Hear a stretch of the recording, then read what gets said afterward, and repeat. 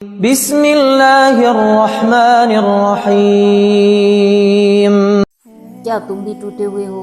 لوگوں کے رویوں نے تمہیں توڑ مروڑ دیا ہے، تو بس ہمت نہیں ہارنی، اٹھو اور اپنے ٹوٹے ہوئے جو ٹکڑے ہیں اس کو جوڑو۔ ایک بات ہمیشہ یاد رکھو، ہار ٹوٹنا بھی برا نہیں ہوتا۔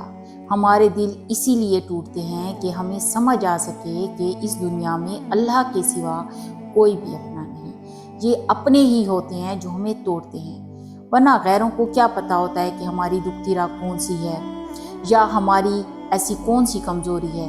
اسی لیے اللہ ہمیں اپنوں سے توڑواتا ہے، یہ بتانے کے لیے کہ مجھ سے زیادہ تم لوگوں سے کوئی بھی محبت نہیں کر سکتا۔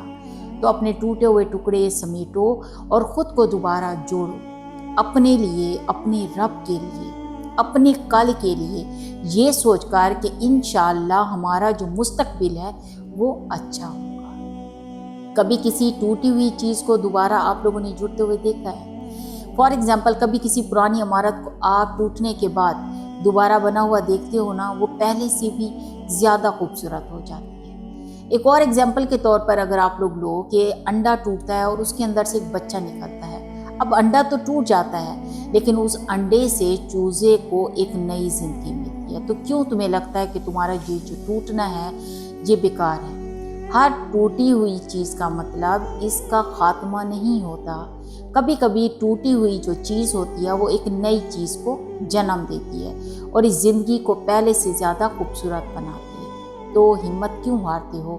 اٹھو اور اپنے ٹوٹے ہوئے ٹکڑے جوڑو کہ بے شک یہ ٹوٹ کر جڑنا اچھا ہوتا ہے۔